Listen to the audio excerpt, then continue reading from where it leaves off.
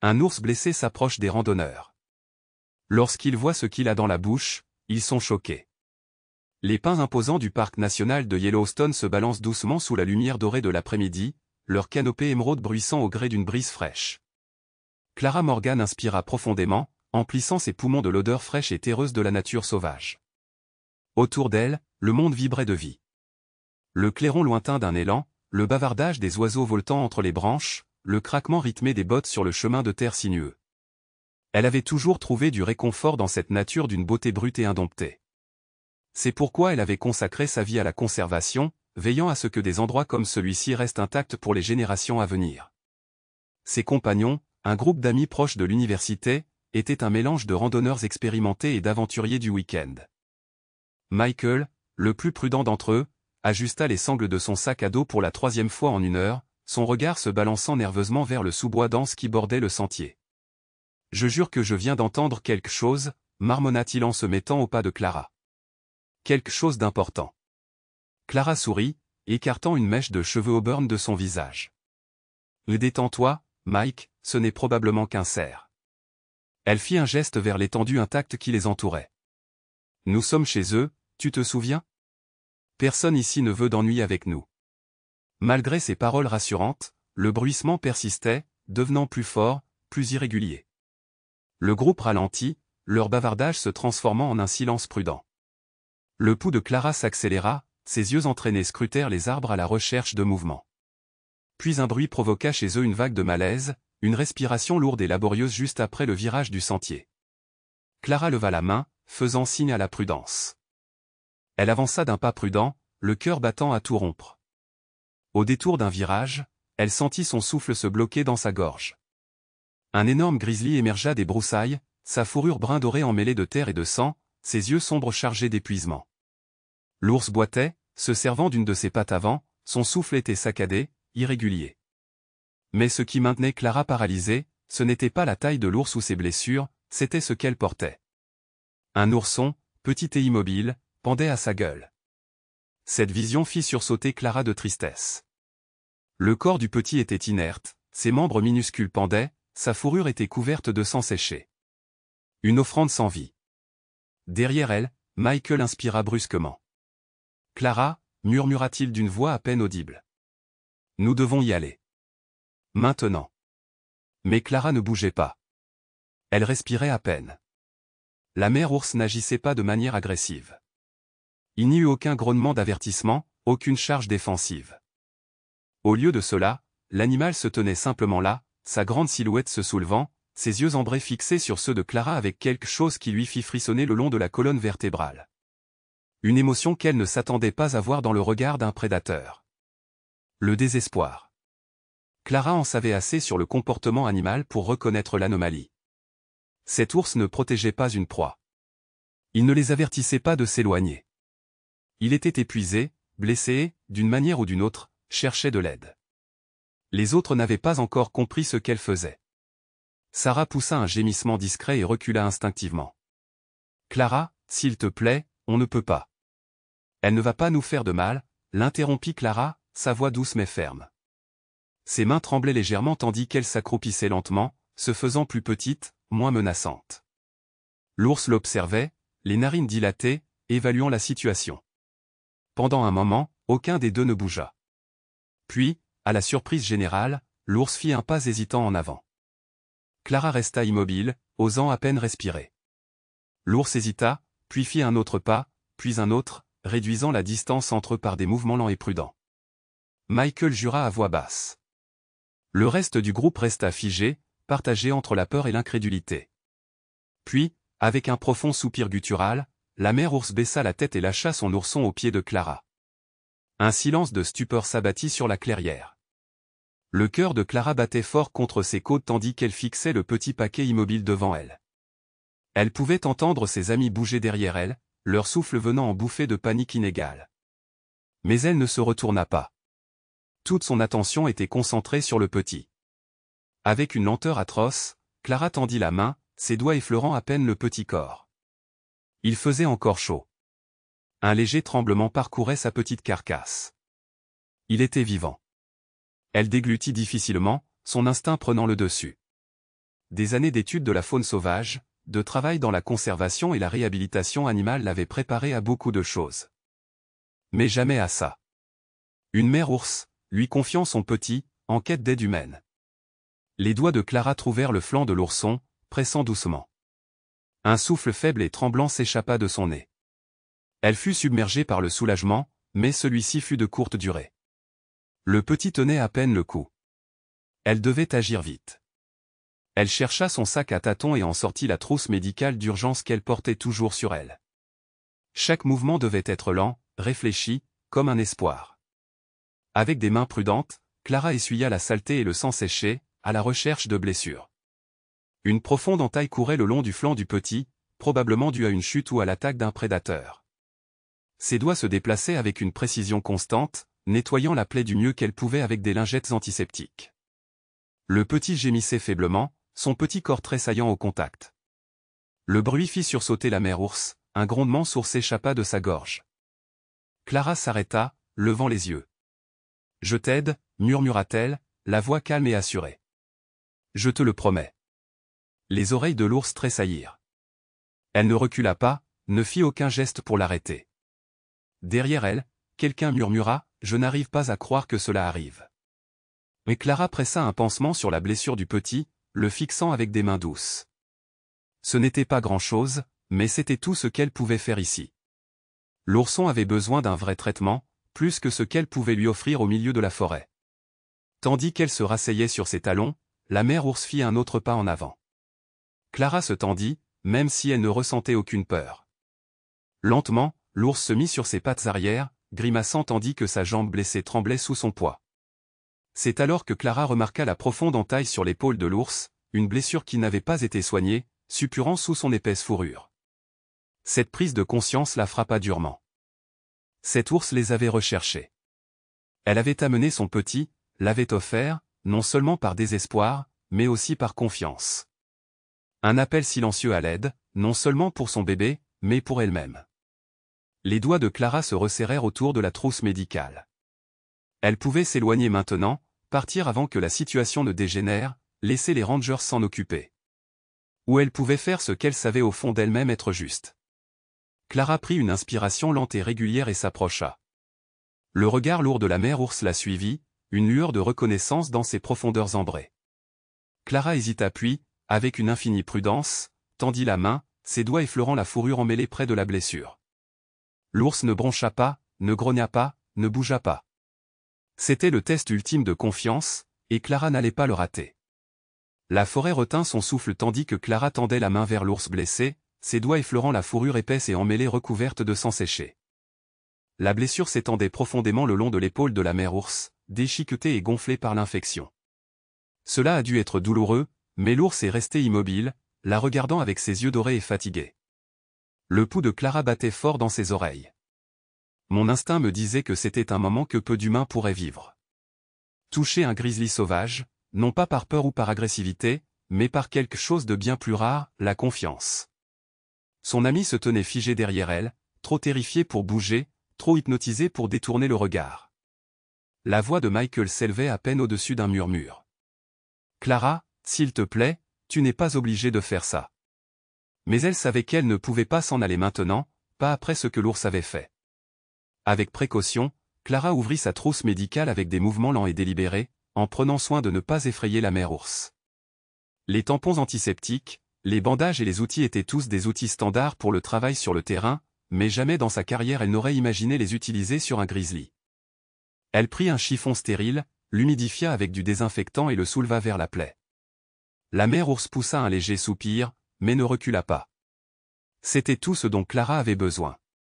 Elle tamponna doucement la blessure, essuyant le sang séché et la saleté qui s'était accumulée autour de la peau déchirée. La blessure tressaillit sous son toucher, un frisson parcourut le corps massif de l'ours. Clara murmura doucement, sa voix à peine audible par-dessus le bruissement des feuilles. « Je sais que ça fait mal. Je suis désolée. Tiens-toi bien. » L'ourson, encore faible mais s'agitant légèrement, émit un faible gémissement pitoyable au pied de Clara. À ce bruit, la mère ours tourna légèrement la tête, les oreilles se retournant en signe d'inquiétude. Clara profita de cette distraction pour travailler plus vite, sachant que le morceau fragile qui les séparait pouvait se briser à tout moment. Avec des mains prudentes, elle appliqua une pommade antibiotique sur la plaie, lissant les bords irréguliers de la plaie. Elle aurait aimé avoir des outils vétérinaires appropriés, des sutures, tout ce qui pourrait vraiment l'aider, mais cela devrait faire l'affaire. Lorsqu'elle appuya un pansement sur la blessure, l'ours se tendit et un grognement sourd résonna dans sa gorge. Clara se figea, ses doigts effleurant à peine la fourrure. Le grognement n'était pas une menace, mais un avertissement, instinctif, involontaire. « Je sais », murmura Clara. « J'ai presque fini. » La respiration de l'ours se stabilisa, ses muscles se détendirent à nouveau. Clara fixa le bandage du mieux qu'elle put, le tapotant légèrement pour s'assurer qu'il tenait. Puis, lentement, elle retira ses mains. L'ours poussa un long soupir, la tension dans son corps se dissipant. Le soulagement dans ses yeux était évident. Clara s'assit sur ses talons, son souffle tremblant dans sa poitrine. La réalité de ce qui venait de se passer la submergea. Elle avait soigné un grizzly sauvage, l'avait touché, l'avait aidé. Les oreilles dressées, le corps tendu comme si elle se préparait à fuir. Clara se retourna brusquement, le cœur battant à tout rompre. Des gardes forestiers. Ils étaient 3, se déplaçant avec précaution mais avec détermination, les mains posées près de leurs fusils tranquillisants. L'un d'eux, un homme de grande taille aux cheveux grisonnants, parla le premier. « Reculez, mademoiselle. On s'en occupe à partir de maintenant. »« Non », dit immédiatement Clara en se levant mais en gardant son corps détendu, sans menace. Elle est calme. Elle ne représente pas une menace. Le garde forestier fronça les sourcils, ses yeux passant d'elle à l'ours, le scepticisme se lisant clairement dans son expression. C'est un grizzly sauvage, madame, et elle est blessée. Il faut la calmer avant qu'elle ne se déchaîne. Clara secoua la tête. Elle ne le fera pas. Elle jeta un coup d'œil à l'ours, qui avait légèrement bougé, son regard passant des nouveaux venus à son ourson, qui gémit à nouveau sous le changement soudain d'atmosphère. La mère ours baissa la tête, poussant un léger soupir d'avertissement. « S'il vous plaît, » dit Clara d'une voix ferme mais pressante. « Elle est déjà faible. Si vous la soignez maintenant, vous pourriez la tuer. » Le garde forestier hésita, pesant visiblement le risque. Une de ses collègues, une femme à l'expression tendue, murmura « Monsieur, nous ne pouvons pas rester là. Le petit a lui aussi besoin de soins médicaux. » C'était au moins un point sur lequel Clara pouvait être d'accord. Elle fit un geste vers le petit paquet à ses pieds. « Laisse-moi t'aider. J'ai soigné la mère. Je peux rester à proximité. Gardez-la calme pendant que vous les transportez. Si elle me voit, elle ne paniquera pas. » Le garde plus âgé expira par le nez, relâchant sa prise sur son fusil. « Vous êtes un défenseur de l'environnement, n'est-ce pas ?» Clara hocha la tête. « Sauvetage d'animaux sauvages. Je sais comment ça marche. Laissez-moi faire. » Le garde forestier échangea un regard avec son équipe, puis finit par hocher la tête. « D'accord, mais reste près d'elle. Au moindre signe d'agression, nous intervenons. » Clara se retourna vers la mère ours. Elle sentait la tension en elle, le malaise s'installait sur le moment comme un épais brouillard. Avec précaution, elle s'accroupit à nouveau, murmurant doucement. « Tout va bien. Je ne te quitterai pas. » La respiration de la mère ours ralentit. Ses yeux ambrés rencontrèrent ceux de Clara, et quelque chose passa entre elles, une compréhension, fragile mais indestructible. Alors que les rangers s'approchaient, portant une cage de transport épaisse et rembourrée, l'ours émit un grognement bas et fatigué mais ne résista pas. Clara tendit la main une dernière fois, ses doigts effleurant la fourrure de l'ours en un adieu silencieux. Le lien entre eux, formé dans la douleur et la confiance, ne serait pas oublié. La sédation était légère, juste assez pour endormir la mère ours dans un état de calme profond. Clara a gardé sa main contre le flanc de l'ours pendant que les rangers la chargeaient avec précaution dans l'unité de transport. L'ourson était emmitouflé dans une caisse séparée et chauffée, sa petite poitrine se soulevant et s'abaissant au gré de respirations superficielles mais régulières. Clara monta dans le véhicule de transport à côté d'eux, le cœur brisé par un mélange de soulagement et d'incertitude. Ce n'était pas fini. Pas encore. Alors que le véhicule s'ébranlait, se dirigeant vers le centre de réadaptation à des kilomètres de là, Clara jeta un dernier coup d'œil à la nature sauvage qui s'étendait à l'extérieur. Les arbres se brouillaient, le soleil se couchait à l'horizon. Elle était venue ici pour une simple randonnée, ne s'attendant à rien de plus que la beauté habituelle de Yellowstone. Au lieu de cela, elle avait découvert quelque chose d'extraordinaire, une connexion qui défiait la logique, un langage tacite entre les espèces. Elle ne savait pas ce que l'avenir réservait à l'ours et à son ourson, mais une chose était sûre, Clara serait là. À chaque étape du chemin. Le bourdonnement du véhicule de transport emplissait l'air, une vibration constante sous les doigts de Clara alors qu'elle gardait sa main doucement pressée contre la caisse en métal abritant la mère ours. Bien que sous sédatif, le corps du grand animal se soulevait et s'abaissait toujours avec des respirations profondes et mesurées, sa silhouette massive se recroquevillant maladroitement dans l'espace confiné. Dans la deuxième caisse, l'ourson gisait blotti dans un paquet de couvertures chauffantes, sa petite poitrine flottant au rythme d'un sommeil peu profond. Clara expira lentement, le poids des dernières heures pesant sur elle comme une force invisible. Ses amis étaient restés sur place, trop ébranlés par la rencontre pour insister pour les accompagner, mais elle n'avait pas hésité. Dès que les gardes forestiers ont accepté de prendre les ours en charge, elle a su qu'elle ne pouvait pas les abandonner. La confiance entre elle et la mère ours, Sienna comme Clara avait commencé à l'appeler dans son esprit, semblait trop profonde pour être abandonnée maintenant. Le garde forestier assis en face d'elle, le même homme grisonnant qui l'avait initialement interrogé, se déplaça légèrement, l'étudiant avec l'examen silencieux de quelqu'un qui en avait vu trop pour être facilement impressionné. « Tu sais vraiment ce que tu fais, n'est-ce pas » dit-il finalement, sa voix portant au-dessus du bourdonnement bas du moteur. Clara lui jeta un coup d'œil et lui adressa un petit sourire las. « J'ai passé ma vie à étudier la vie sauvage, » répondit-elle, mais ça, c'était différent, la façon dont elle agissait avec toi. Ce genre de confiance ne s'instaure pas du jour au lendemain. Il s'appuya contre le siège, croisant les bras, et ça n'arrive certainement pas aux humains. Clara reporta son regard sur la cage de Sienna. « Je ne pense pas qu'elle ait eu le choix, » murmura-t-elle. Elle était désespérée, elle savait qu'elle ne pourrait pas aider son petit toute seule. Cette pensée lui fit froid dans le dos. Combien d'autres animaux sauvages souffraient en silence, n'osant jamais demander de l'aide aux humains, leur instinct les avertissant que cela signifiait un danger? Qu'est-ce qui avait poussé Sienna à surmonter cette peur? Le camion roula sur une partie accidentée de la route, secouant légèrement la caisse. Le petit laissa échapper un faible gémissement depuis son enclos, ses petites pattes tressaillant en réponse. Clara tendit la main avec précaution à travers les barreaux, effleurant de ses doigts la fourrure chaude de la couverture. Le petit se calma à son contact, sa respiration se stabilisant. Une pointe d'émotion lui serra la gorge. Ce petit avait été si près de la mort, mou et insensible, lorsque sa mère l'avait porté à ses pieds. Si elle avait hésité, si elle avait choisi la peur plutôt que l'instinct, le petit aurait-il survécu? Le centre de réadaptation apparut juste au moment où la dernière lumière du jour disparaissait au-delà des montagnes.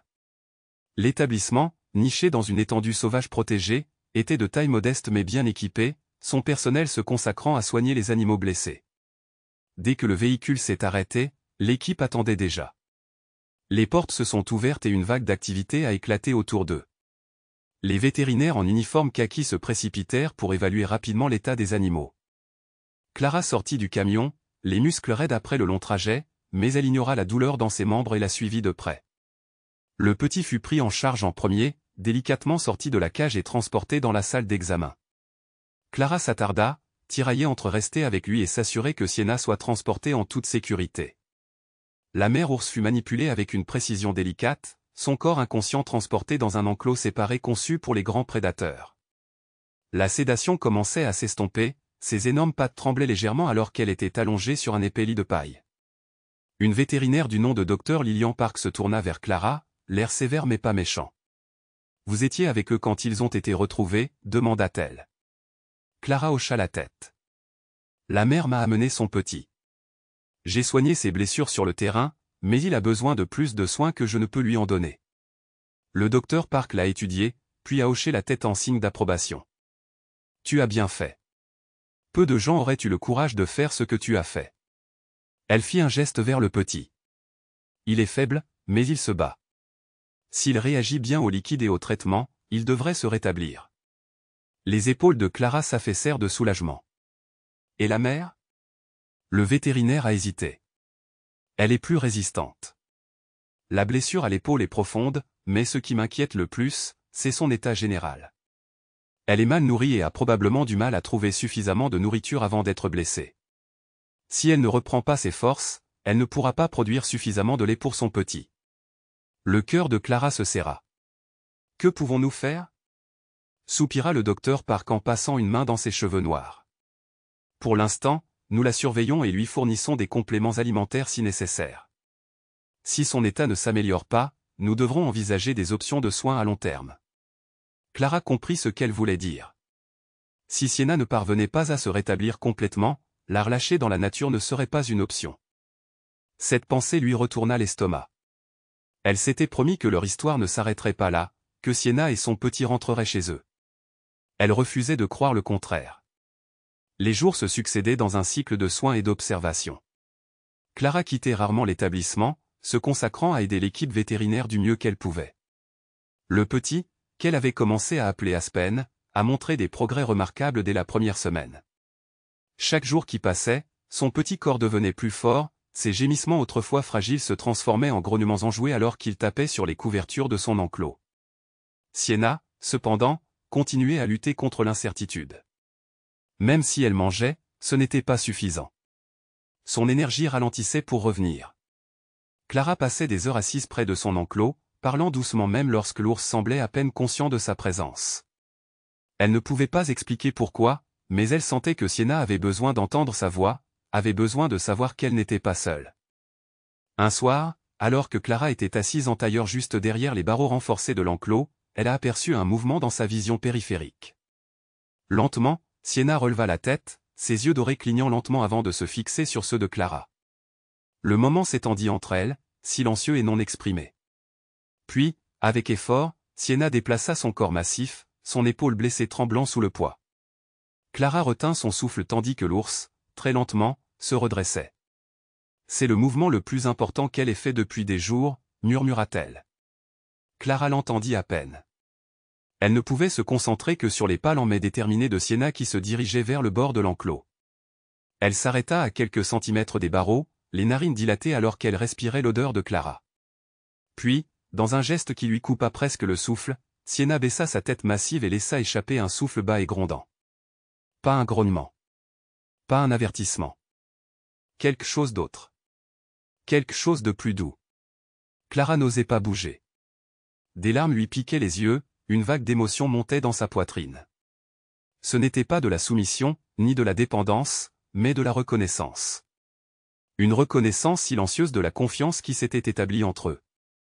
Un lien qui allait au-delà de l'humain et de la bête. Au-delà de la logique ou de la raison.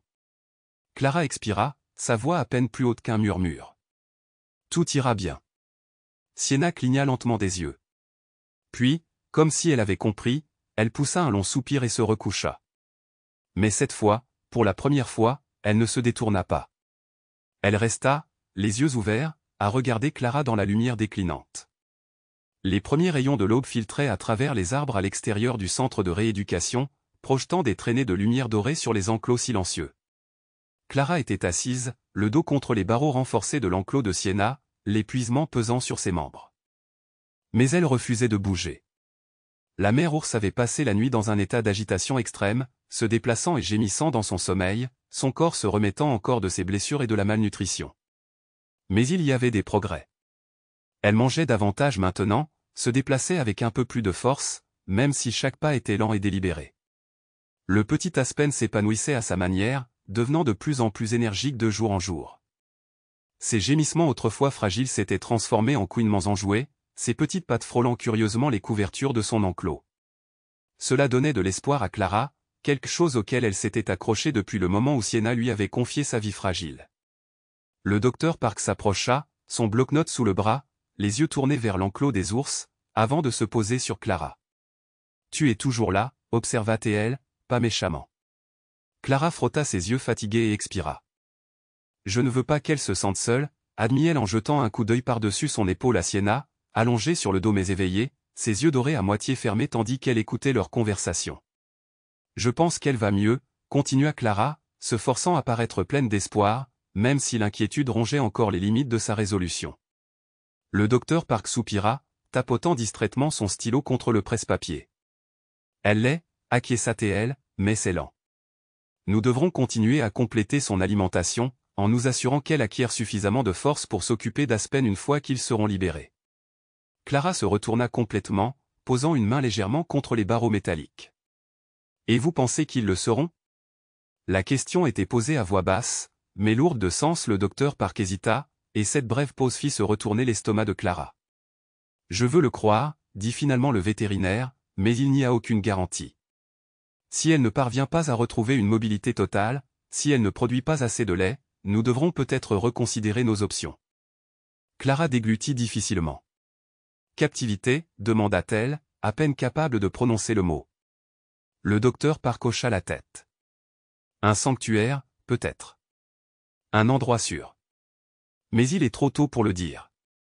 Concentrons-nous d'abord sur son rétablissement. » Clara serra les poings contre le métal froid, la frustration se serrant dans sa poitrine.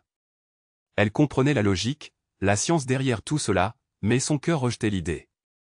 Sienna n'était pas faite pour être enfermée dans une cage, aussi humaine soit-elle. Elle était une créature de la nature, des pins imposants et des rivières sans fin. Elle méritait de rentrer chez elle. Un petit son de pépiment interrompit les pensées de Clara, et elle se tourna pour voir Aspen tenter de grimper sur la petite bûche de bois placée dans son enclos. Ses petites griffes grattaient la surface, ses pattes arrière poussant sur le sol dans un effort déterminé mais maladroit. Clara sourit malgré elle en le regardant tomber en arrière sur les couvertures moelleuses. Il poussa un soupir indigné, mais se releva, prêt à réessayer. « Il devient plus fort » murmura-t-elle.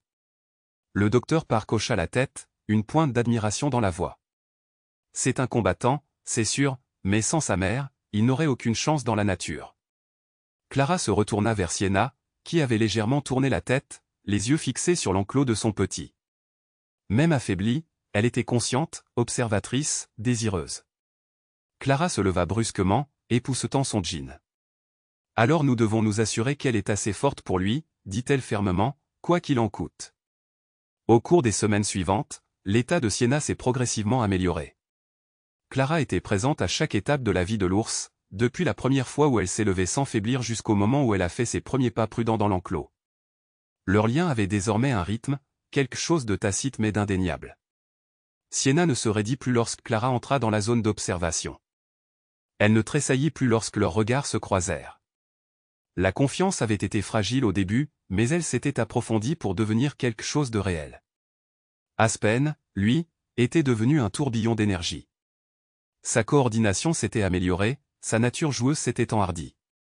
Il se jetait sur une proie imaginaire, testait ses petites dents contre les bûches et commençait à reconnaître la voix de Clara, se redressant chaque fois qu'elle parlait.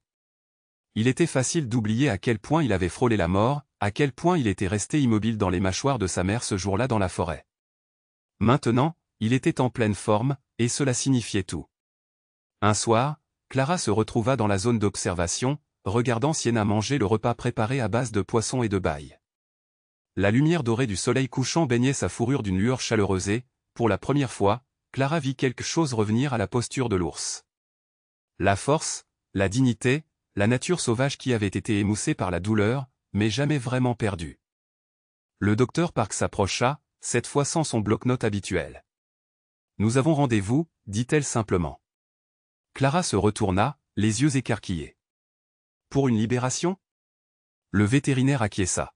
« Dans 2 semaines, nous les déplacerons dans une zone reculée du parc, loin des sentiers battus. Ils seront surveillés pendant un certain temps, juste pour s'assurer qu'ils s'adaptent, mais si tout se passe bien, ils seront libres. » Clara ressentit un soulagement si intense qu'elle faillit rire, mais le son sortit comme un soupir tremblant. Elle se retourna vers Sienna, qui avait relevé la tête, les oreilles tremblantes comme si elle sentait le changement d'énergie. « Tu entends ça ?» murmura Clara. « Tu rentres chez toi. » Les jours précédant la sortie ont été un véritable tourbillon de préparation. Le collier de localisation de Sienna a été installé, une précaution nécessaire pour assurer sa sécurité et son adaptation. Les derniers examens médicaux ont été effectués, confirmant qu'elle était suffisamment forte pour survivre seule. Pendant tout ce temps, Clara sentait un poids croissant dans sa poitrine, un étrange mélange de joie et de tristesse.